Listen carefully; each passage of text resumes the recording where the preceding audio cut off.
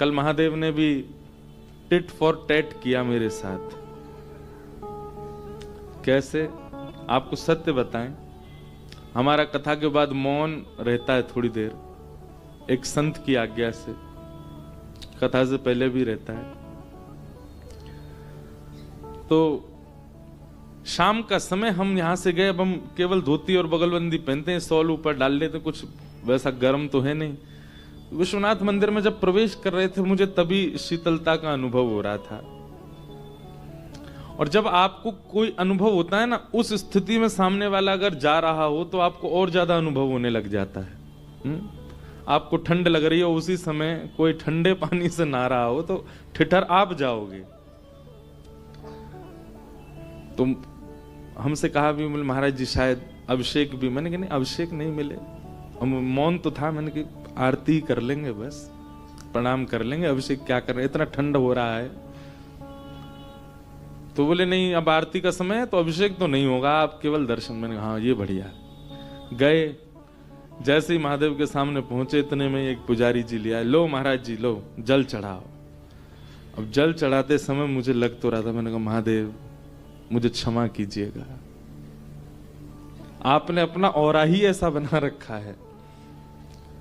जल चढ़ाया, तब मुझे हुआ कि चलो केवल जल ही होगा, नहीं फिर तो पंचामृत आए हैं, दही लो घी लो। अच्छा सुख भी बहुत मिल रहा है कि महादेव को स्पर्श कर रहे हैं, अभी कथा सुना करके सीधे आए हैं और सीधे महादेव को अभिषेक कर रहे हैं। और मैं हर बात पे मन से क्षमा ही मांग रहा था, मुझे क्षमा कर दीजिए महादेव, पर मैं बाध्य हूं। शहद घी दही शर्करा विजिया चंदन रोरी सब से स्नान कराया, लेकिन मन में तनिक भाव एक आया, कोई बात नहीं हाथी तो गीले हुए बस। इतने में ही एक गार्ड साहब लिए पाइप पूरा मंदिर धोते हुए आए और उन्होंने सीधा प्रहार किया है मेरे वक्ष पे। तो वक्ष तो महादेव के सामने था, ये बिल्कुल इंस्टेंट था, और कटी से लेकर के नीचे तक मैं पूरा गीला। ऊपर गीला हो तो इतना नहीं लगता है, अगर वक्ष पे पानी पड़ जाए, हाथ पे पड़े, सिर पे पड़े तो भी चलता है, थोड़ा पोंछ ले, अब यहां से नीचे पूरा गीला। तब मेरे भी मुख से निकला हर हर महा टिट फॉर टैट। तो मुझे लगा कि महादेव मुस्कुरा रहे होंगे, आई मजा। अद्भुत आनंद हुआ। उसके बाद हमसे कहा महाराज जी अन्नपूर्णा दर्शन मैंने कहा कल करूंगा, आज तो नीचे जम चुका हूं पूरा। और फिर हमने मौन खोले ही दिया। महादेव कह रहे हैं यहां पर काय को अपना ये नियम चला रहे हो, लेकिन बहुत आनंद हुआ। महादेव भीगे देव है। भैया बता रहे थे कि बापू कहते हैं कि महादेव भीगे देव हैं, उनके पास जाओ वो कुछ भिगो ना दें ऐसा हो ही नहीं सकता। पर भैया वस्त्र भिगा दिए, तन भिगा दिया, कृपा तब हो जब मन भीग जाए। उन महादेव से यही कामना करें कि किसी दिन हमारा मन भिगाइए नाथ। वो भीगे हैं, इस बात का क्या द्योतक है? भीगा मतलब सदा रस में। हमारे ब्रज के रसिक अष्ट सखा एक पद गाते हैं किशोरी जी के लिए, रसिकनी रस में रहत गढ़ी। किशोरी जी अब शुरू हुआ है तो गा ही देते हैं, हम पद पदावली ज्यादा गाते हैं कथाओं में। रसिकनी रस में रहत गढ़ी, रसिकनी रस में रहत। अब देखो गोस्वामी तुलसीदास जी महाराज को तो आप सब खूब सुनते ही हैं, क्योंकि काशी में अतिकाल तक काशी ने सबको दिया है, किसी को भी अपूर्णता नहीं रखी है, काशी ने सबको दिया है। गोस्वामी जी को प्रदान किया, श्रीमद् वल्लभाचार्य जी को प्रदान किया, चैतन्य महाप्रभु को प्रदान किया। जितने भी आचार्यों का मैं नाम लूं, कोई भी ऐसा नहीं है, सबको प्राप्ति। हमारे वृंदावन के अगर कोई यहाँ रसिक जन बैठे होंगे, उन्होंने अगर हरिराम व्यास जी का नाम सुना, नाम सुना हरिराम व्यास जी का? हरिराम व्यास जी को वृंदावन वास काशी ने प्रदान किया है। और एक बात आप निश्चित मानिए, इस जन्म में काशी में रहने वालों ने अगर महादेव की खूब आराधना करी होगी, तो हम इस बात को प्रमाणिक रूप से कह रहे हैं कि आपका अगला जन्म ब्रज में ही होगा, आप ब्रज ही पधारोगे। क्योंकि काशी में भले ही विश्वविद्यालय है, परंतु विश्वविद्यालय से पास आउट होने वाला व्यक्ति फिर जॉब के लिए जाता है। फिर वो कहीं ना कहीं बिजनेस या अपने जॉब के लिए आगे जाता है। यहां पर यूनिवर्सिटी है, इसलिए ज्ञान भी यहीं, सरस्वती भी यहीं, विद्वान भी सबसे ज्यादा काशी में ही हुए। तो यहां आपका जन्म इस प्रकार का, इस बात का द्योतक है कि आप यूनिवर्सिटी में, आप अभी अध्ययनशील हैं। और जब यहां जन्म लेकर के महादेव का नित्य वंदन करके, गंगा स्नान करके, संत जनों का संग करके आप अपने जीवन को सार्थक करेंगे। यदि आपने सही समय पर यूनिवर्सिटी की पढ़ाई पूरी कर ली, तो हो सकता है आधे जन्म में ही आपको ब्रज जाना पड़े, लेकिन पूरा जन्म व्यतीत होगा तो जन्म के उपरांत पुनर्प्रादुर्भाव आपका ब्रज में। और सुनिए, इसमें कई लोगों के मन में संशय आ सकता है कि हम तो सोच रहे थे मुक्ति मिलेगी काशी से। वृंदावन प्राप्त होना एक प्रकार से जन्म लेना नहीं है। वृंदावन प्राप्त होना मतलब मुक्त जन्म लेना ही है। वृंदावन में जन्म लेने वाला व्यक्ति वो जन्म से ही मुक्त है। तो काशी भजने वाले को वृंदावन मिलता है, ये एक नहीं अनेक प्रमाण दे सकते हैं हम आपको। हरिराम व्यास ओरछा के राजा मधुकर शाक्य कुल गुरु हरिराम व्यास इतने विद्वान थे, इतने विद्वान थे कि आपने पूरे भारत के विद्वानों को चुनौती दे रखी थी कि किसी में सामर्थ्य हो तो मुझसे शास्त्रार्थ करे। और जहां भी जाते वहां के विद्वानों को परास्त करते और उनसे विजय पत्र लिखवा करके अपने संग लेके चलते। ऐसा कहते हैं हरिराम व्यास जी का एक रथ था, उस रथ पर चारों ओर विजय पत्र ही छपे हुए थे।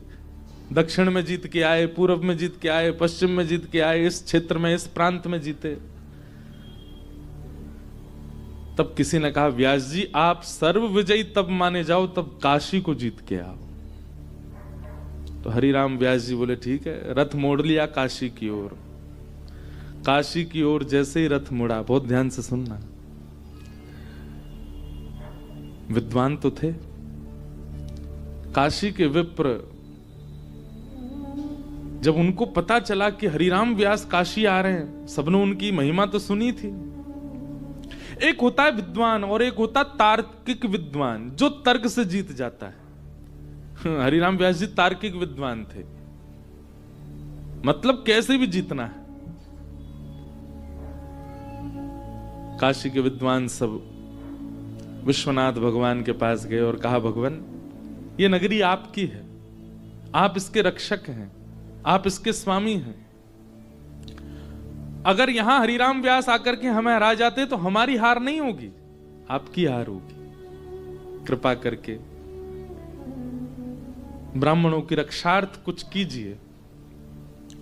और हरिराम व्यास जैसे ही काशी आए, सबसे पहले उनसे मिलने के लिए एक दीनहीन ब्राह्मण का रूप धारण करके महादेव गए। एक दीन से ब्राह्मण का रूप धारण किया और हरिराम व्यास जी के शिष्यों से जाकर के कहा, व्यास जी से कहिए हम उनसे मिलना चाहते हैं। भले ही दीन ब्राह्मण बन के गए, पर ललाट का तेज बता रहा था कि अति विद्वान होगा कोई। हरिराम व्यास जी ने कहा, बुलाइए भीतर, कोई शास्त्रार्थ करने आया है। और महादेव एक दीन ब्राह्मण का रूप धारण करके भीतर गए, दंडवत प्रणाम किया। कहिए विप्रवर, किस विषय पर शास्त्रार्थ किया जाए? महादेव बोले, हम तो अज्ञानी हैं, हम तो आपसे पराजय हो ही जाएंगे, हम अपनी पराजय स्वीकार ही कर रहे हैं। पहले आपको विजय पत्र चाहिए, हम लिख के अभी दे रहे हैं आपको, हम अपनी हार स्वीकार करते हैं। पर हमारा एक प्रश्न है, उसका उत्तर आपसे जानना चाहते हैं, एक संशय है। हरिराम व्यास जी बोले बोलो। महादेव कहते हैं ये बताइए विवेक किसको कहते हैं? हरिराम व्यास बोले ये कोई पूछने वाली बात है? ये बच्चों वाला प्रश्न आप मुझसे क्यों कर रहे हैं? बोले नहीं बस बताइए ना, बच्चे वाले प्रश्न का ही उत्तर दे दीजिए। विवेक किसको कहते हैं? हरिराम व्यास जी बोले सही गलत की पहचान को विवेक कहते हैं। सद और असद का ज्ञान जिसको हो जाए उस व्यक्ति को विवेक ही कहा जाता है।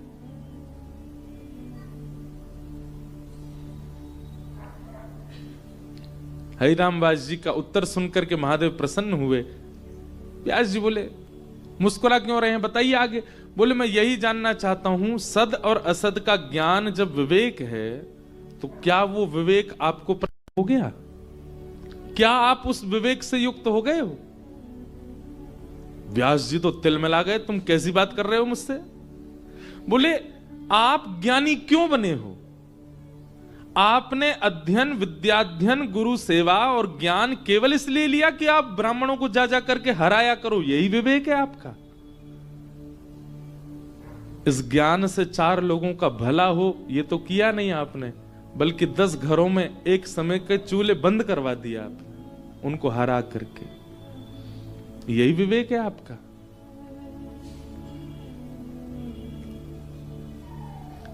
हरिराम व्यास जी को शब्दों में कुछ गहराई दिखी, तुरंत हाथ पकड़ लिया। बोले तुम कोई सामान्य ब्राह्मण तो नहीं हो, अपने रूप में आओ, कौन हो?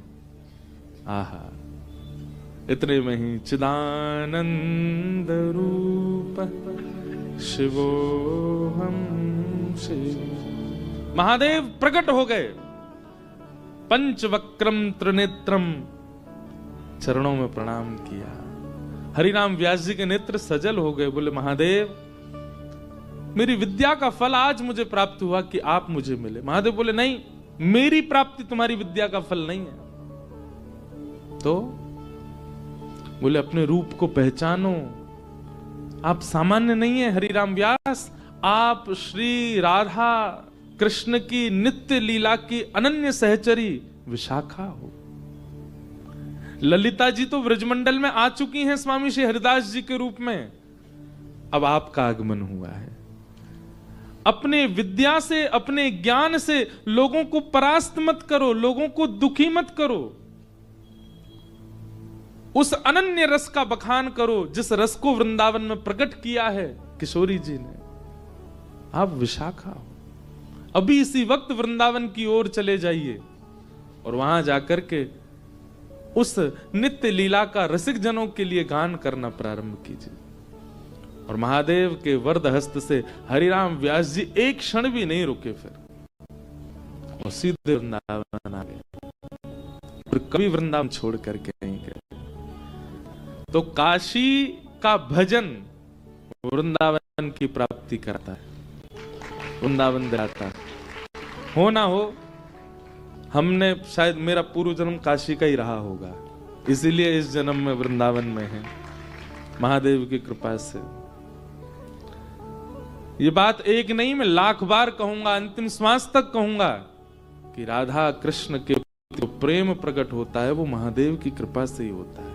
उनकी कृपा के बिना आपको सामान्य प्रेम का दर्शन होगा, पर महादेव की कृपा होगी। और यदि कोई श्री जी का, ठाकुर जी का प्रेम गा रहा होगा, नेत्र पुलकित हो जाएंगे, हृदय झूमने लगेगा, रोम रोम नृत्य करेगा, तब समझिएगा कि महादेव की बहुत कृपा है आपके ऊपर, तभी आपका ऐसा भाव बना। तो हम पद गा रहे थे, गोस्वामी जी को तो बहुत सुना आपने, पर अष्ट सखाओं को सुनिए। कुंभनदास जी गा रहे हैं, शब्द समझिएगा। रसिकनी रस में रहत गढ़ी, रसिकनी रस में रह, सब गाओ। रसिकनी रस में रहत गढ़ी, रसिकनी रस में रहत गढ़ी। कनक बेली वृष भानु नंदनी, कनक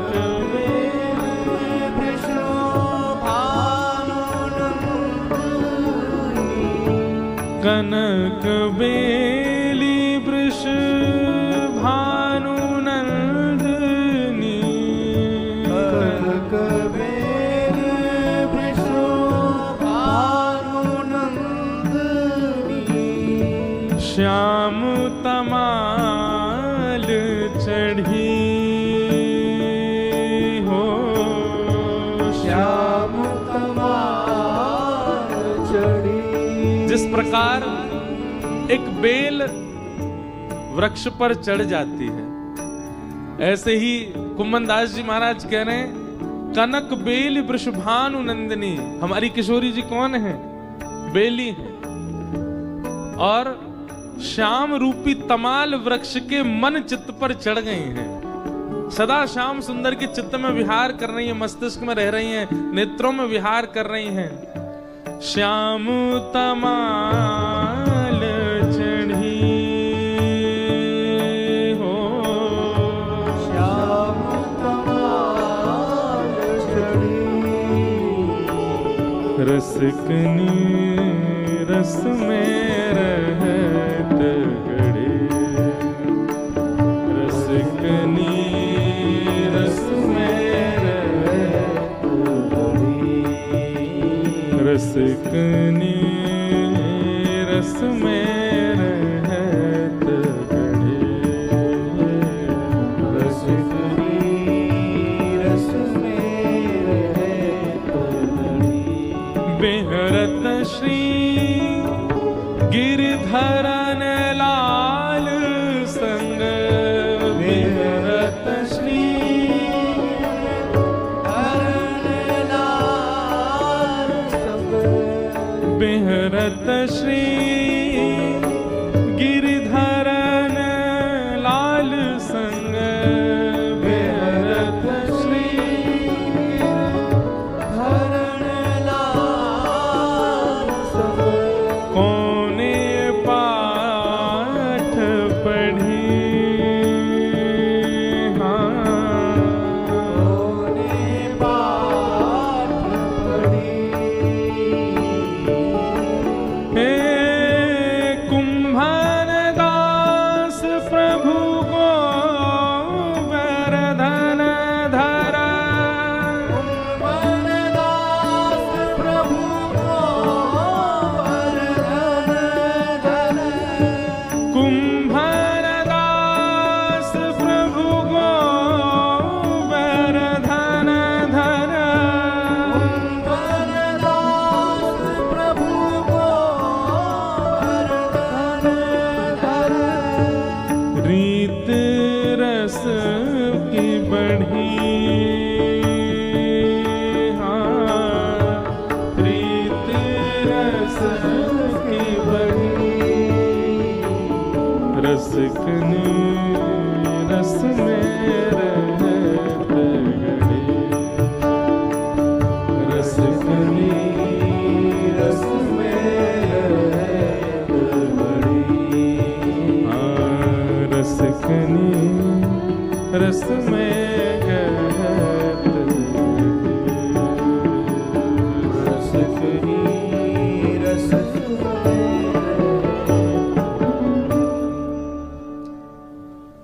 ये हमारे ब्रज का साहित्य है। अष्ट सखाओं के भाव, कुंभनदास जी का ये पद है। चर्चा करेंगे, अष्ट सखाओं के भाव आएंगे ज्यों ज्यों। तो ये पद हमने क्यों गाया? महादेव सदा रस में क्यों रहते हैं? वो सदा भीगे क्यों रहते हैं? इस बात का द्योतक है, मानो वो हम आप सबको यह प्रमाणित कर रहे हैं कि आपको पास, हमारे पास देने के लिए रस का केवल दूध स्वरूप है, दही स्वरूप है, शर्करा स्वरूप है, मधु स्वरूप है, पर महादेव सदा राम रस, कृष्ण रस, भाव रस, प्रेम रस में भीगे रहते हैं। इसीलिए भीगे देव हैं। तन तो गीला किया, वस्त्र तो गीले किए, पर अभिलाषा है कि महादेव मन गीला करें, मन को उस भाव में पहुंचा दें जिसमें वे स्वयं हैं। ऐसे महादेव को बारंबार वंदन करते हैं। आइए भागवत कथा के प्रथम स्कंद में आज प्रारंभ प्रवेश करते हैं।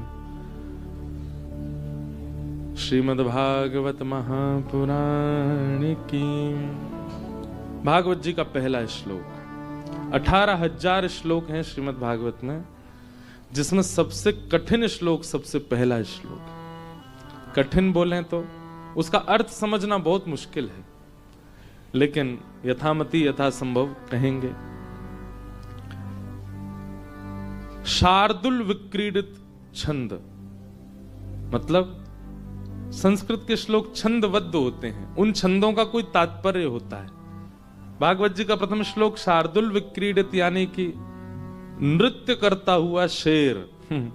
कभी देखा नाचता हुआ शेर या फिर क्रीड़ा करता हुआ सिंह, उस छंद में भागवत जी का पहला श्लोक। आइए हम लोग प्रवेश करें। कि जन्माद्यस्य तोन्मयादितरतः चार्थे स्म विज्ञस्वराट तेने ब्रह्म हृदय आदि कवये मुह्यन्ति यत्सूरय तेजो वारि मृदाम यथा विनिमयो यत्र त्रिसर्गो मृषा धाम्ना स्वेन सदा निरस्तकुहकं सत्यं परम धीमहि। सत्यम परम धीमहि। जन्माद्यस्य यतोन्वयाद् इतरतः। अब इसका सामान्य अर्थ तो यह है कि जो जन्म और मृत्यु से परे हैं परमात्मा। चार्थे स्वविज्ञ स्वराट, जो सबसे विज्ञ हैं, अनविज्ञ नहीं है। विज्ञ मतलब जानते हैं, सब कुछ जानते हैं। तेने ब्रह्म हृदय आदि कवये, आदि कवि ब्रह्मा भी जिनके भाव से संचित रहते हैं। मुह्यन्ति यत् सूरयः, बड़े बड़े देवताओं को भी जो अपनी लीला पर मोहित कर लेते हैं। तेजो वारि मृदाम यथा विनिमयो, पृथ्वी जल अग्नि वायु आकाश जिनका कुछ बिगाड़ नहीं सकती, क्योंकि उन्हीं से ही निर्मित होती हैं ये पंच तत्व। तेजो वारि मृदाम यथा विनिमयो यत्र त्रिसर्गो मृषा, भले ही सृष्टि का सृजन उन्होंने किया, परंतु यह सृष्टि पूर्ण मृषा है, मिथ्या है। धाम्ना स्वेन सदा निरस्त कुहकम सत्यम परम धीमहि। ऐसे परम सत्य परमात्मा का हम ध्यान करते हैं, उनको हम प्रणाम करते हैं। सत्यम परम धीमहि। भागवत जी के प्रथम श्लोक में कृष्णात् परम धीमहि, रामः परम धीमहि, शिवः परम धीमहि, कोई देव का नाम नहीं कहा गया। क्या कह रहे हैं? सत्यम परम धीमहि।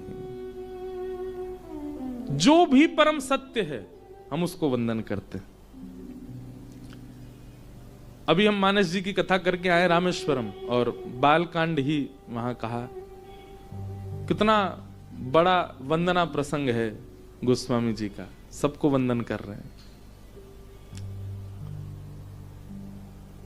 वंदना प्रसंग में ही 2 दिन का समय लगे, अगर एक एक भाव विस्तार से कही जाए और विस्तृत कहा जाए तो पूरी कथा ही वंदना प्रसंग में हो जाए, इतनी वंदना है। परंतु भागवत जी में केवल एक श्लोक है वंदना का। इसके पीछे कारण क्या है?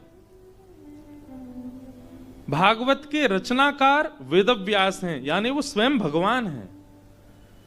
उनको अपने आत्म कल्याण की इतनी चिंता नहीं है। उन्हें विश्वास है कि मैं कल्याण करने वाला हूं, मुझे अपने कल्याण की चिंता क्यों, इसलिए एक ही श्लोक में कह दिया। परंतु गोस्वामी जो हम आप सबके प्रतिनिधि हैं, हम आप सबके आगे मॉनिटर हैं गोस्वामी जी।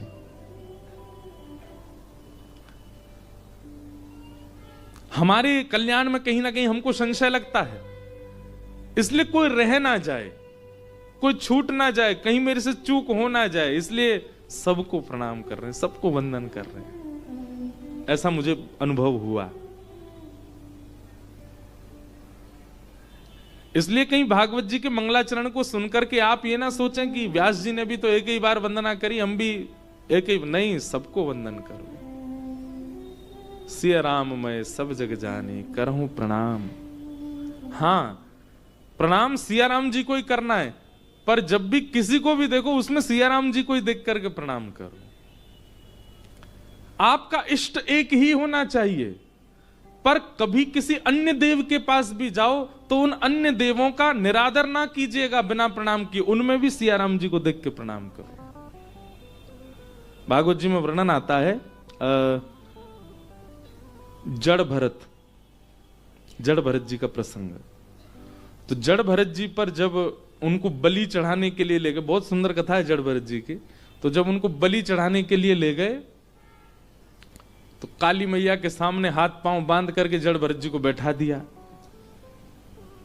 तो जड़ भरत जी ने जैसे ही काली माता को देखा, जड़ भरत जी बोले, वाह वाह कन्हैया वाह, क्या सुंदर रूप है आपका, है ऐसे प्रचंड नेत्र खोल करके, घुंघराले केश बिखरा करके, हाथ में खप्पर लेकर के और जीभ बाहर निकाल के, अरे लाला यशोदा मैया तो के कि मेरो लाला तो अगर चित्र में भी सर्प देख ले तो डर जाए। और यहां देखो यशोदा मैया दिखाना चाहिए ये रूप, कैसे बन के खड़ो लाला यहां पे।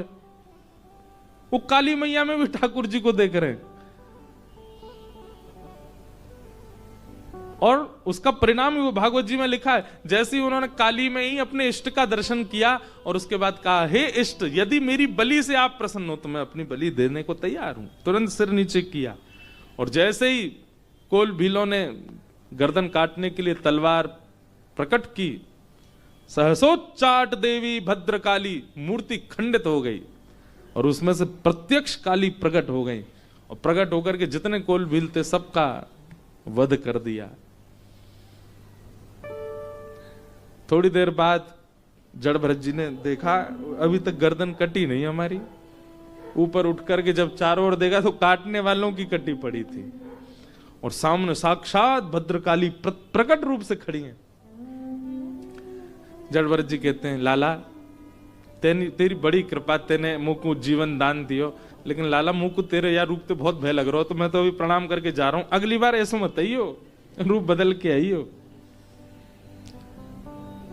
चाहे किसी का भी दर्शन करें आप, उसमें अपने इष्ट का दर्शन करो, इष्ट का भाव रखो।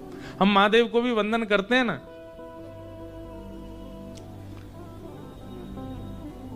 एक बात आपको बताएं, हमारे श्री राधा वल्लभ लाल वृंदावन में वे महादेव के घर के ठाकुर जी हैं। जैसे हमारे घर के ठाकुर जी हैं जिनकी हम स्वयं आराधना अर्चना स्वयं श्रृंगार करते हैं, ऐसे ही महादेव के स्वयं अर्चना जिन ठाकुर जी की करते हैं वही श्री राधा वल्लभ लाल जी विराजते हैं वृंदावन में। आप महादेव के सामने जाके नमः पार्वती कहो, हर हर कहो। हमारे एक पंडित जी हैं, वो तो कुछ विचित्र सी आवाज निकालते हैं महादेव के सामने जाके।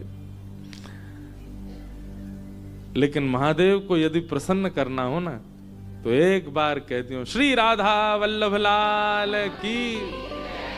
महादेव आनंदित हो जाएंगे, ओहो मेरे ठाकुर का नाम कौन ले रहा है। आत्मदेव नाम के ब्राह्मण ने तपस्या की, महादेव प्रसन्न होकर प्रकट हो गए, कहा वरदान मांगो। तो उसने कहा आपके पास जो सबसे बहुमूल्य रत्न है वो मुझको दे दो। महादेव के नेत्र सजल हो गए, बोले कुछ और मांग लो, हमारा बहुमूल्य रत्न मत। बोले नहीं, अब तो वही चाहिए जिसके लिए आप इतने व्याकुल हो रहे हो।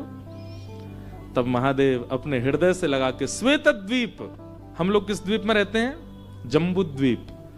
श्वेत द्वीप में महादेव राधा वल्लभ जी की सेवा करते हैं। तब महादेव श्वेत द्वीप गए, अपने श्री राधा वल्लभ लाल को हृदय से लगा करके आए और आत्मदेव ब्राह्मण को प्रदान किए। फिर कुछ वर्ष बाद भगवान की वंशी महादेव के पास ही थी, उन्हीं को हृदय से लगाए घूमते थे महादेव। ठाकुर जी तो दे दिए, एक ने मांगे वरदान में। तब महादेव को मन में भाव आया कि राधा वल्लभ जी की सेवा का विस्तार हो, इसलिए वंशी से ही कहा अब आप जाओ। तब महादेव के पास जो वंशी विराजमान थी वही श्री हितरिवंश महाप्रभु का रूप धारण करके धराधाम पर आए और आत्मदेव ब्राह्मण की 2 कन्या थी, दोनों से ब्याह करके राधा वल्लभ जी को दहेज में लेके वृंदावन आए। तब से श्री राधा वल्लभ जी वृंदावन में विराज रहे। आज भी राधा वल्लभ जी का एक नियम है, राधा वल्लभ जी का जब मंगला दर्शन करने आप जाओगे ना, तो राधा वल्लभ जी रात्रि में शयन तो करते हैं सामान्य वेशभूषा में, मतलब जो ठाकुर जी के वस्त्र पीतांबरी आदि पहन के, पर सुबह जब मंगला दर्शन होता है राधा वल्लभ जी का, तो राधा वल्लभ जी अलग अलग वस्त्रों में मिलते हैं। उसके पीछे भाव क्या है? बोले रात्रि हमको दिखा रहे थे कि मैं सोवे जा रहा हूं, पर श्री जी तो मिलवे गए और रूप बदल करके गए। तो कभी दर्शन खुलता है तो महादेव के रूप में भी जोगी बन करके श्री ठाकुर जी दिखाई देते हैं, कभी किसी रूप में, कभी किसी भेष में, छद्म भेष श्रृंगार दर्शन होता है। उसका भाव यह है कि ठाकुर जी किशोरी जी के पास इस रूप में गए थे रात को, उसी का दर्शन होता है। तो ऐसे महादेव के निज ठाकुर जी श्री राधा वल्लभ। तो महादेव से यदि आप कहें राधा वल्लभ लाल की जय, तो महादेव प्रसन्न हो जाएंगे। तो एक बार जरूर आप विश्वनाथ जी का दर्शन करने जाते हैं, एक बार जरूर। कल मैंने नहीं कहा, पुजारी जी कह रहे थे जो मुझसे अभिषेक करा रहे थे, बोले आज ना छोड़ूंगा, हाथ पड़ गए हो मेरे, राधा वल्लभ लाल की जय। मैंने कहा बस यही सुख है कि आप इनको किशोरी जी और ठाकुर जी को नाम सुनाते रह करो। सत्यम परम धीमहि, वेदव्यास जी महाराज कहते हैं मैं हर उसको प्रणाम कर रहा हूं जो परम सत्य है। एक ही बात कह दी बस। अब जो भी अपने आप को परम सत्य मानता है, सबको मेरी वंदना, सबको मेरा वंदन, सबको मेरा प्रणाम। मतलब जैसे यहां बैठे अगर मैं ये बात कह दूं, यहां जो भी सॉल पहन के बैठा सबको मेरा वंदन, तो एक प्रकार से यहां बैठा हर व्यक्ति को मेरी वंदना हो गई। हाँ? अब एक एक व्यक्ति को नाम लेने की आवश्यकता नहीं। काशी से जो भी आए सबको मेरा प्रणाम, सबको वंदना हो गई। जालान परिवार का स्वागत, अब जितने जालान बैठे सबको हो गया। ऐसे ही अब व्यास जी ने सोचा एक एक देव को प्रणाम करूं तो लंबी लिस्ट हो, और फिर देवों में भी कहीं ना कहीं मान है कि हमारी वंदना पहले हो, हमारी वंदना पहले हो। इसीलिए नमोस्तुते व्यास विशाल बुद्धे, उनकी विशाल बुद्धि को प्रणाम किया गया। क्यों? ऐसा वंदन किया कि कोई उदास भी नहीं हुआ और सब प्रसन्न भी हो गए। क्या? सत्यम परम थी, जो भी परम सत्य है मैं उसको वंदन करता हूं। सत्संग ऐसी बुद्धि प्रदान करता है बंधु। यदि ऐसी बुद्धि सत्संग से प्राप्त नहीं हुई है, कैसी बुद्धि? आप छोटी छोटी क्रियाओं से सब संभाल लेते हैं, छोटे छोटे वचनों से आप सबका हृदय जीत लेते हैं। आपका एक क्रिया, आपका एक व्यवहार, वही क्रिया आप करते रहो सामान्य, और वही क्रिया कोई श्रेष्ठ व्यक्ति करे तो वो लोगों के लिए प्रेरणादायी बन जाती है। क्यों? जिनकी बुद्धि विशाल है उनके द्वारा की गई क्रिया सामान्य नहीं होती। हमारे भारत के संत जनों के द्वारा की गई क्रिया को एक एक व्यक्ति गौर से देखता है। ये कैसे उठते हैं, ये कैसे चलते हैं, इनका बैठने का तरीका कैसा, ये पाते क्या हैं, ये कब पाते हैं, ये कैसे पाते हैं, कहां जाते हैं, कब उठते हैं, कब सोते हैं। क्यों? क्योंकि वो विशाल हैं, उनकी क्रिया प्रभावशाली। आप भले ही 3 बजे उठते हो, कोई फर्क नहीं पड़ेगा किसी को, परंतु एक विशिष्ट व्यक्ति 3 बजे उठ करके कोई क्रिया करता है तो उसको देखने लाखों लोग जाते हैं, क्योंकि विशाल व्यक्ति की क्रिया पर सबकी दृष्टि होती है।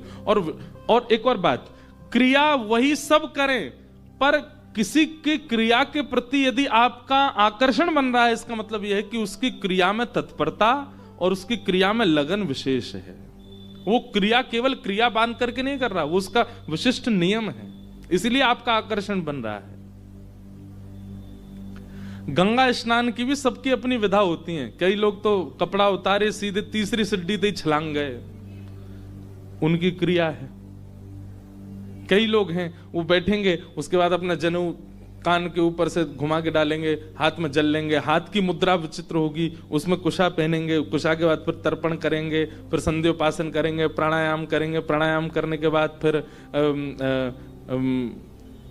सब क्रिया करेंगे, अपनी न्यास करेंगे, हृदय स्पर्श, सिर स्पर्श, शिखा स्पर्श, नेत्र स्पर्श, भुजा स्पर्श, उसके बाद गंगा मैया को एक बार प्रणाम, फिर उठ के फिर दूसरी बार प्रणाम, फिर तीसरी बार प्रणाम, उसके बाद फिर गंगा जी का जल आंखों से लगाएंगे, मुख से उसका पान करके फिर 3 बार अपने ऊपर गंगा जल करके फिर प्रवेश करेंगे। उसकी क्रिया देख के ही मन पवित्र होने लग रहा है। और एक ऐसे हैं वो अटारी से ही कूद रहे हैं गंगा जी में, उनको देख करके और क्रोध हो रहा है, बताओ ये कैसे छलांग मारे, कोई स्विमिंग पूल है? तो क्रिया से भी कई बार केवल किसी की क्रिया देखने मात्र से पवित्रता का अनुभव होने लग जाता। हम कर नहीं रहे, हम बस देख रहे हैं, पर हमको पवित्रता का अनुभव होता है। हमारे पूज्य श्री रमन रेती वाले महाराज जी, उनका भी आशीर्वाद मिला इस कथा को, भाई श्री का भी आशीर्वाद मिला, बापू सब संतों का आशीर्वाद मिला, इसीलिए कथा दिव्य हो रही है। हमें एक बात बहुत अच्छी लगती कि भली भव्यता ना हो पर दिव्यता होनी चाहिए किसी भी भगवत अनुष्ठान के, और ये दिव्य है। कई जगह भव्य तो बहुत हो जाता है, दिव्यता नहीं होती उसकी, पर दिव्यता भव्यता व्यवस्थाओं से आती है, दिव्यता संत कृपा से आती है। और इस कथा को संतों का खूब आशीष मिला। आज बता रहे थे मुझे रमन रेती वाले महाराज जी भी, भाई श्री, सब ने आशीष दिया है। हमारे रमन रेती वाले महाराज जी, कभी आप रमन रेती जाओ, सुबह महाराज जी अपने ठाकुर जी की आराधना करते हैं, और जहां उनका आराधना स्थल है वहां एक कांच लगा है, एक शीशा है, और वैष्णव जन सब बाहर बैठ करके महाराज जी की आराधना देखते हैं। वो अपने शालिग्राम भगवान को तुलसी अर्चन करें, कमलार्चन करें, पुष्प अर्चन करें, चंदन निवेद, वो क्रिया देखने मात्र से ही शांति लगने लगती। उस समय फोन भी आ रहा हो तो आप साइलेंट कर दोगे, नहीं मुझे देखने दीजिए थोड़ी देर, ये क्रिया देख करके ही शुद्धता का अनुभव हो रहा है। इसका मतलब वो क्रिया नहीं है, करने वाला और जो कारण है, जो क्रिया है, वो दोनों ही अत्यंत पवित्र हैं। इसीलिए आपका मन खिंचा जा रहा है उस क्रिया की ओर।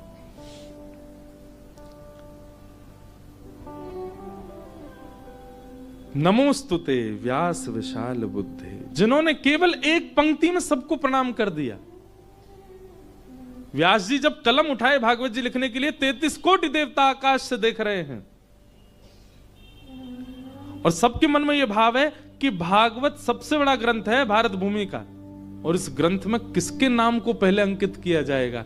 व्यास जी तुरंत समझ गए, अगर एक भी नाम अंकित हुआ तो पूरा ग्रंथ उसी पक्ष में चला जाएगा।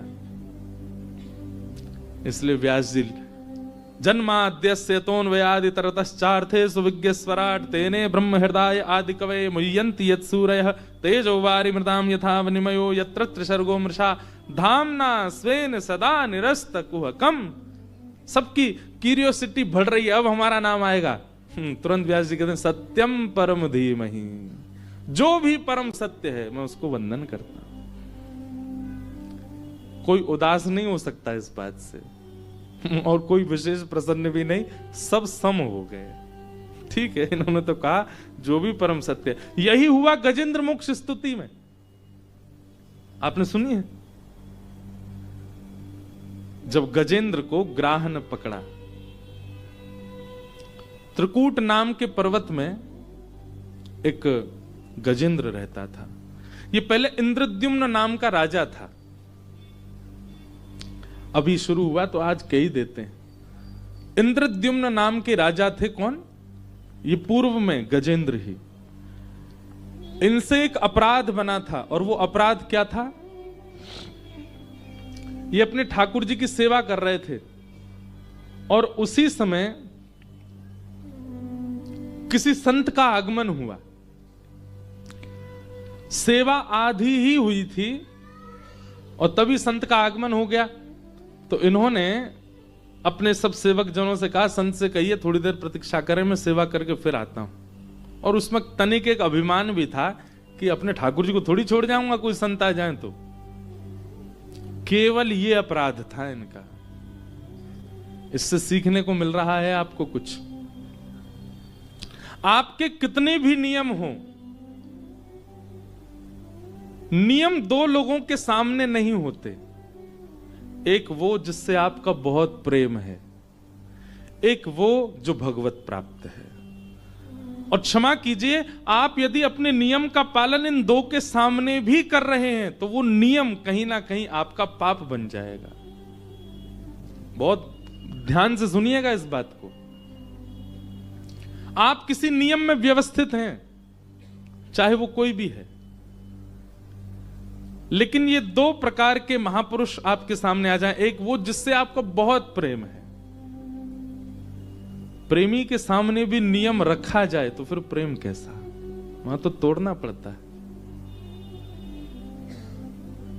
और दूसरा, कोई भगवत प्राप्त महापुरुष आपके सामने आ जाए तो भी आपको नियम अपना नहीं रखना चाहिए। उनके सामने उस नियम को थोड़ी देर के लिए विसर्जन करो।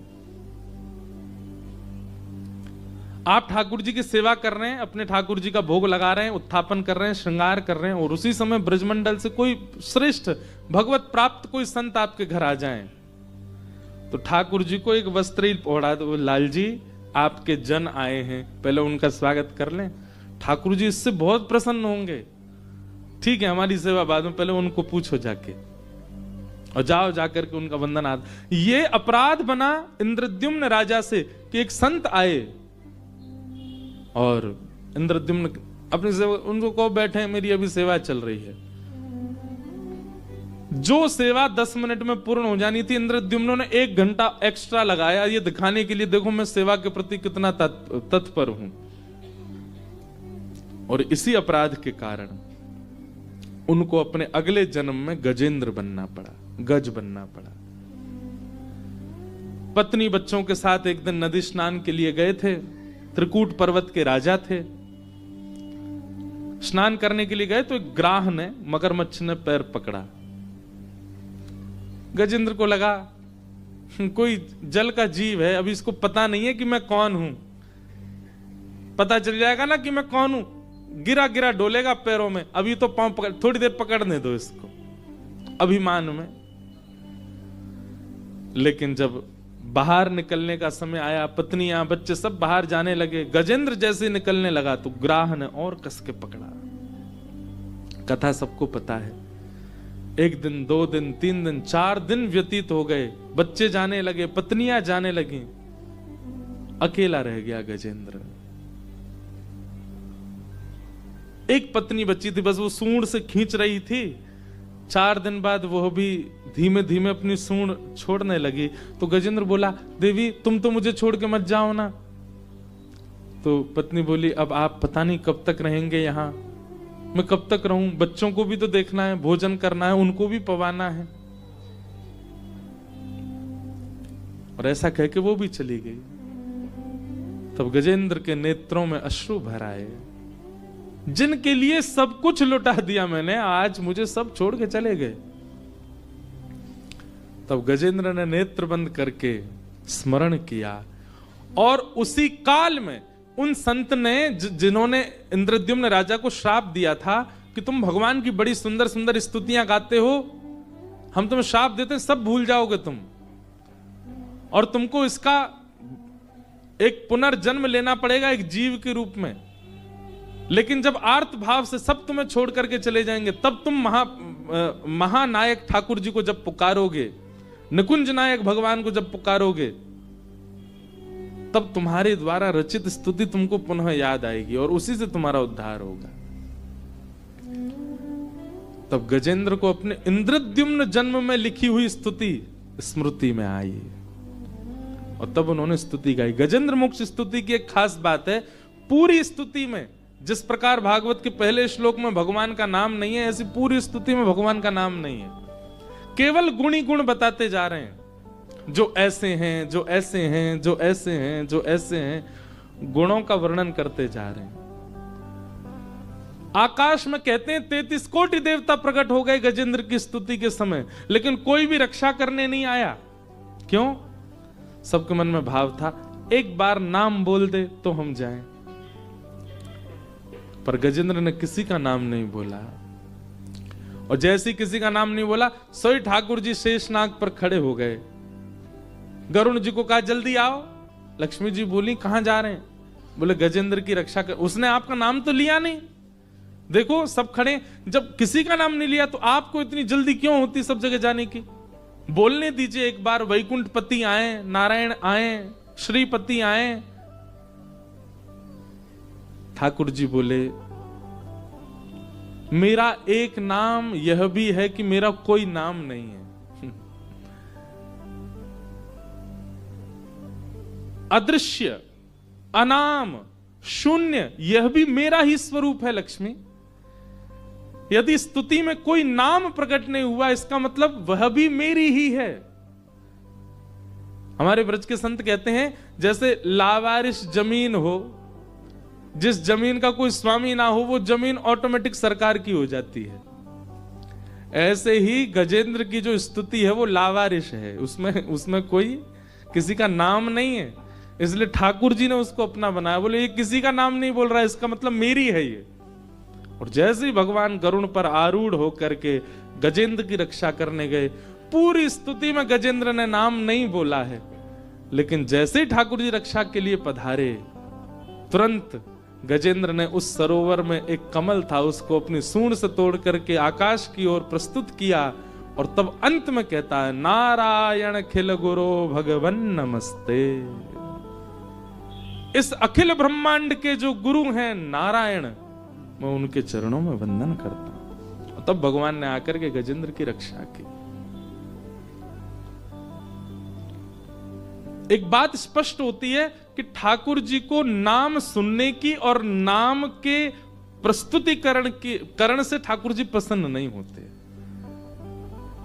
कोई उनके नाम की बहुत प्रशंसा करे, उससे ठाकुर जी प्रसन्न हो, ऐसी भावना से अगर कोई नाम प्रशंसा कर रहा है तो वो भूल जाए, ठाकुर जी को उससे रुचि नहीं। नाम आपके कल्याण के लिए, अपने कल्याण में ही रहिए उससे। तो ऐसी विशाल बुद्धि श्री वेद व्यास जी की, और व्यास जी कहते हैं सत्यम परम धीमहि। ऐसे परम सत्य को मैं प्रणाम करता हूं। भागवत जी के दूसरे श्लोक में विषय, अधिकारी, संबंध और प्रयोजन, ये चार बात बताई गई। ये चार जब तक पुष्ट नहीं होंगे तब तक आपको कथा में बैठने का अधिकार नहीं है। सबसे पहला विषय, भागवत का विषय क्या है। दूसरा अधिकारी, आप अधिकारी हैं कि नहीं। तीसरा संबंध, भागवत सुनने से आपका किससे संबंध होगा। और चौथा भागवत सुनने का प्रयोजन क्या है। ये चारों बात इस श्लोक में प्रस्तुत की गई, ध्यान से सुनिए। कि धर्म प्रोजित कैतवोत्र परमो निर्मत्सराणां सतां वैद्यं वास्तवमत्र वस्तु शिवदं तापत्रयोन्मूलनम्। श्रीमद्भागवते महामुनिकृते किं वा परैरीश्वरः सद्यो हृद्यवरुध्यते त्रिकृतभिः शुश्रूषुभिस्तत्क्षणात्। भागवत जी के जो श्लोक है ना, ये सारे संस्कृत ग्रंथों में सबसे कठिन है। क्यों? क्योंकि भागवत जी की श्लोकों की रचना वेदव्यास जी ने कैसे की है पता है? समाधि में जाकर के। समाधि में जाकर के कोई व्यक्ति लिख सकता है? इसका मतलब क्या है? वेदव्यास जी जब समाधि लगाए थे तब खाली पन्ने हैं और कलम उठा करके समाधि में बैठे, और समाधि से जब उठे तब तक भागवत रचना हुई। इसका मतलब यही है कि भागवत की रचना के, भागवत के जितने भी श्लोक हैं स्वयं श्री कृष्ण ने उद्भव किए हैं। इसलिए एक अलग प्रकार की संस्कृत भाषा है भागवत की।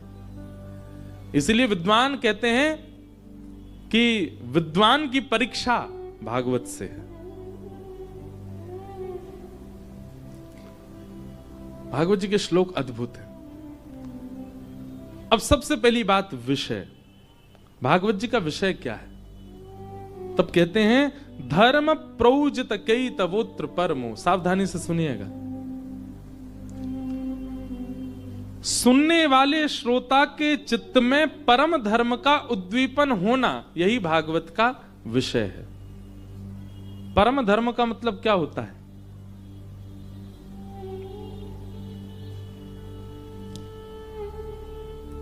सबसे पहले तो धर्म ही समझो, फिर परम धर्म समझोगे। धर्म का मतलब सबका कल्याण, और परम धर्म का मतलब अपनी आत्मा का कल्याण। जो जीवात्मा इस देह के भीतर विराजमान है, उसके कल्याण के मार्ग पर चलना, इसी को परम धर्म कहते हैं। आप सबका उद्धार करो, सबकी सेवा करो, सबका कल्याण करो, पर सबके कल्याण में आपकी इच्छा क्या होनी चाहिए कि मेरी आत्मा का कल्याण हो। इसी को परम धर्म कहते हैं। फ्लाइट में अब तो कोई इंस्ट्रक्शन सुनता नहीं, पर उसमें एक बात कही जाती है, हवा का प्रेशर कम हो जाने से मास्क नीचे आ जाएंगे। सबसे पहले अपना मास्क पहने, फिर अपने बगल वाले को पहनाएं, क्योंकि केवल बगल वाले को पहनाने में और आप सुपरमैन बनने का प्रयास करेंगे तो नो मैन हो सकते हो। इसलिए पहले अपना मास्क पहने, पहले स्वयं को कल्याण के मार्ग में ले आइए, और स्वयं जब कल्याण के मार्ग में चलने लगो तब अपने साथ वाले को लेकर के आओ। इसी को परम धर्म कहते हैं। आजकल एक बहुत विचित्रता आ गई है, जब से सोशल मीडिया का टाइम आया, खुद का तो कल्याण हो नहीं रहा है, खुद तो नाम जप करते नहीं है, खुद तो वृंदावन केवल रील बनाने गए हैं, पर पूरी दुनिया को कहेंगे तुम भी आओ। वृंदावन नहीं आए, तुमने ये नहीं किया तो क्या किया, तुम बरसाने नहीं गए तो तुम काशी में जाकर के महादेव के आगे त्रिपुंड लगा करके, महाराज गले में जो त्रिशूल पहन करके लोगों के बड़े अद्भुत अद्भुत दर्शन होते हैं सोशल मीडिया पे। आपका खुद का हो गया कल्याण? आप दूसरों को आज्ञा दे रहे हैं, दूसरों को प्रेरित कर रहे हैं, और फिर उनको क्या बोलते हैं? इन्फ्लुएंसर्स। वो इन्फ्लुएंस खुद नहीं हुए अभी तक, वो सबको कर रहे हैं। भागवत जी क्या कह रही हैं? भागवत जी का विषय क्या है? यहां बैठे हुए प्रत्येक व्यक्ति को सबसे पहले आत्म कल्याण का मार्ग, पहले खुद के कल्याण के लिए आगे बढ़ो। गोस्वामी तुलसीदास जी महाराज मानस जी लिखते समय कहते हैं, स्वांतः सुखाय तुलसी रघुनाथ गाथा। मैं अपने सुख के लिए मानस जी की रचना कर रहा हूं। मैं पहले अपना कल्याण चाहता हूं मानस जी से, और जब मेरा कल्याण होगा तभी मैं कह सकूंगा कि इससे सबका होगा। और जब मानस जी की रचना के उपरांत जब महादेव ने हस्ताक्षर किए, सत्यम शिवम सुंदरम, गोस्वामी जी आनंदित हो गए, और उसी मानस से, उन्हीं मानस जी से आज कितनों का कल्याण हो रहा है। कितने वर्ष पूर्व ही गोस्वामी जी आए पृथ्वी पर गोस्वामी जी के द्वारा रचित हनुमान चालीसा लोगों के रोग तक दूर कर देती है। भूत पिशाच निकट नहीं आवे, महावीर जब नाम सुनावे, ना से रोग हरे सब पीरा, जपत निरंतर हनुमत वीरा, संकट दे हनुमान छुड़ावे, मन क्रम वचन ध्यान जो लावे। हमारे संकट मोचन मंदिर पीछे, वहां कल मैं गया दर्शन, कितने सारे लोग हनुमान चालीसा का पाठ कर रहे हैं, और पाठ से कितनों का कल्याण हो रहा है। फ्लाइट में टर्बुलेंस होता है तो आधों की तो हनुमान चालीसा निकल पड़ती है। हे हनुमान जी महाराज रक्षा करो। गोस्वामी जी के द्वारा सामान्य भाषा में लिखी गई हनुमान चालीसा आज जनमानस का कितना कल्याण कर रही है। क्यों? क्योंकि उससे गोस्वामी जी का प्रथम कल्याण हुआ है, तभी सबका हो रहा है। इसी को आत्म कल्याण कहते हैं।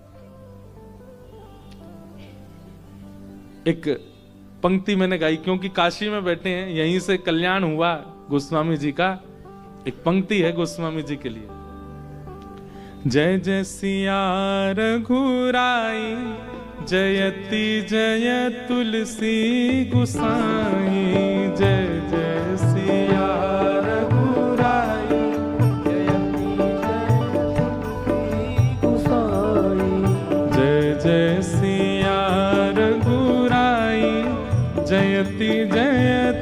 तुलसी गुसाई। जय जय सिया रघुराई, जयति जय तुलसी गुसाई। अच्छा एक बात कहूं,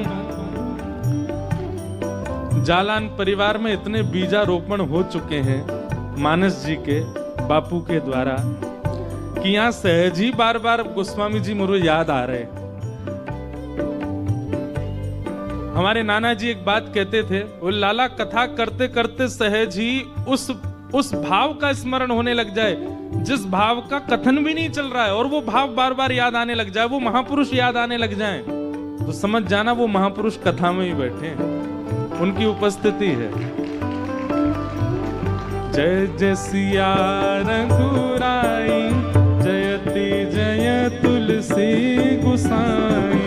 जय जय सिया रघुराई, जयति जय तुलसी गुसाई।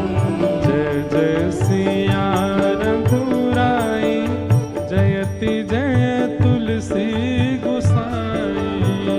जय सिया रघुराई, जयति जय तुलसी जय हो। गुसाई।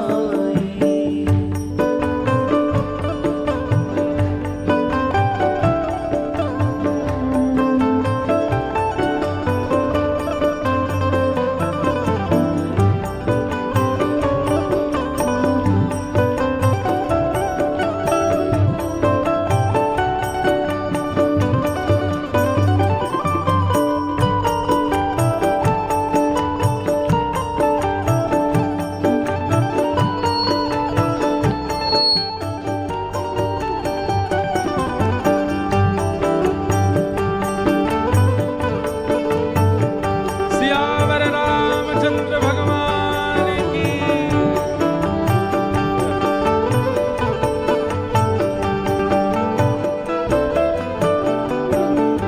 हमारे श्री गंगा मैया के परम उपासक हरिद्वार से हमारे श्री मस्तराम बाबा पधारे हैं।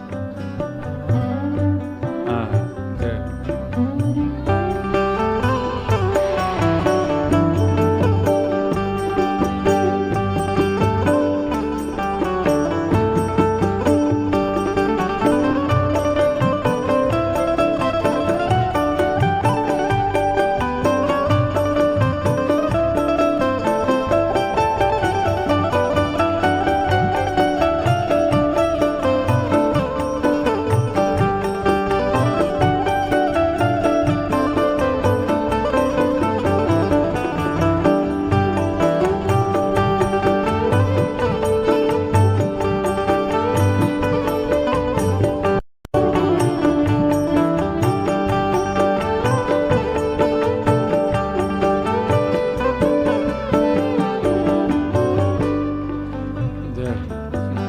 बहुत सुंदर पंक्ति है। आगम निगम पुराण निचोड़े, आगम निगम पुराण निचोड़े। आगम निगम पुराण निचोड़े। आगम निगम पुराण निचोड़े। अद्भुत करी कवताई, जयति जय तुलसी गुसाई। अद्भुत करी कवताई, जयति जय तुलसी गुसाई। अद्भुत करी कवताई, जयति जय तुलसी गुसाई। अद्भुत करी कवताई, जयति जय तुलसी गुसाई। छंद सोरठा सुंदर दोहा, छंद सोरठा सुंदर दोहा। छंद सोरठा सुंदर दोहा।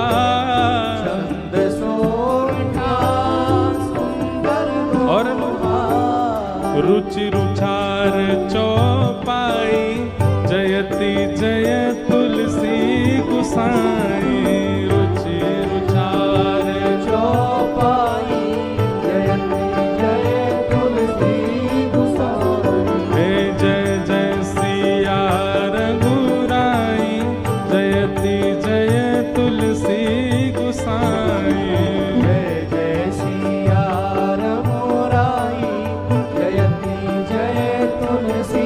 और गुसाई। ये पंक्ति तो इसी भूमि की है जहां आप बैठे हो। हाँ, सत्यम शिवम सुंदरम लिख के, सत्यम शिवम सुंदरम लिख के, सत्यम शिवम सुंदरम लिख के, सत्यम शिवम सुंदरम लिख के। हे शिव जी ने मोहर लगाई, जयति जय तुलसी गुसाई। शिव जी ने मोहर लगाई, जयति जय तुलसी गुसाई। जय जय सिया रघुराई, जयति जय तुलसी गुसाई। जय जय सिया रघुराई, जयति जय तुलसी गुसाई। जय जय सिया रघुराई, जयति जय तुलसी गुसाई।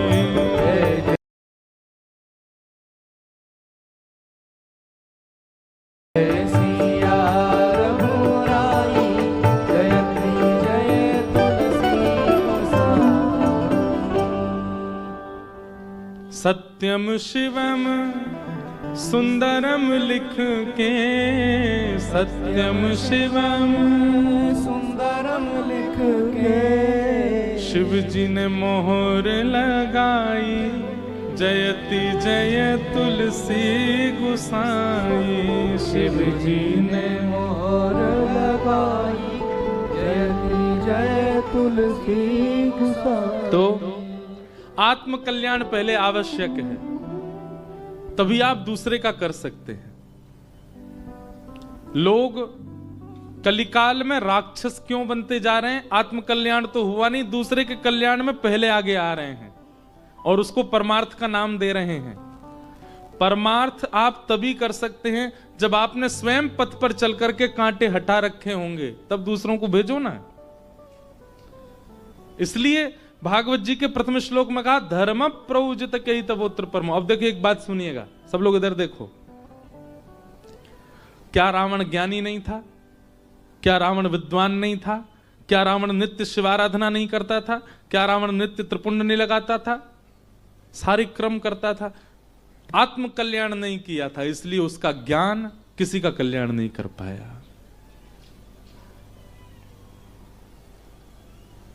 सबसे पहले कुछ क्षण अपने कल्याण के लिए निकालिए। और अपने कल्याण का मतलब यह नहीं होता है, अब लोग बाग गलत अर्थ लगाते हैं, इसलिए बहुत ज्यादा प्रस्तुत करना पड़ता है व्यास मंच से। हमारे गुरु जी जिन्होंने हमको भागवत जी का अध्ययन कराया, वे कहते थे कि जब प्रारंभ में कथा हमने शुरू की तो बोले, कथा ऐसी कहनी चाहिए व्यास को कि सांकेतिक रूप से कह दी गई, अब श्रोता उसको सुलझावे, उसका होमवर्क होना चाहिए। मतलब सारी बातें बिल्कुल स्पष्ट मत कर दीजिए मंच से, सांकेतिक रूप से कथा सुनाओ। पर अभी कुछ दिन पहले हमारे गुरु जी की आज्ञा हुई, सुनो सांकेतिक मत करो कथा। क्यों? ये कुछ भी अर्थ लगाते हैं लोग, इसलिए क्या करो, बोले विस्तृत करो। तो अब बोले अब चीज को वहीं मंच से ही खोल दिया करो। अब ये हम हंस तो गए इस बात पर ये चिंता का विषय है। ज्यों ज्यों कलयुग आगे जा रहा है, हम सांकेतिक शब्द, सांकेतिक चर्चा को भूलते जा रहे हैं। अब हमको विस्तृत चर्चा चाहिए। अब आत्म कल्याण का अर्थ यहां बैठे कई लोग ये लगा सकते हैं कि भाई विश्वनाथ जी दर्शन करने जाओ, जितने लाइन में लोग खड़े, इनका नहीं, पहले मुझे होने चाहिए। ये आत्म कल्याण महाराज जी बता रहे थे। ये पीछे हटे, इनसे पहले मैं कर लूं दर्शन। सामने वाली माता जी दूध लेकर के जा रही है महादेव पर चढ़ाने के लिए, इनसे पहले मेरी बूंद पड़ जाए महादेव पर, ये आत्म कल्याण है? नहीं। इन चीजों को आप आत्म कल्याण के रूप में मत लीजिएगा, ये आत्म कल्याण नहीं है। ये तो प्रतिस्पर्धा का भाव आ जाएगा आपके चित्त में। आत्म कल्याण का तात्पर्य है सत्संग से। अब सत्संग में आप क्या कर रहे हो? सब जाओ, सब जाओ, कथा सुनो, सब जाओ, सब हम कहाँ, हम बाहर खड़े हैं ना, सब जाओ, आपकी व्यवस्था में खड़े हैं। ये नहीं, पहले आके खुद बैठ जाओ, बाकियों की व्यवस्था कर दो, सब आके बैठ जाना, जहां जगह मिले। हम अपना कल्याण करें, कथा श्रवण करें, आप लोग अपना करो, ये आत्म कल्याण है। ये आत्म कल्याण है। सत्संग के भाव से जहां जहां तन की बात आए वो आत्म कल्याण नहीं है, जहां मन के परिवर्तन की बात आवे वो आत्म कल्याण है।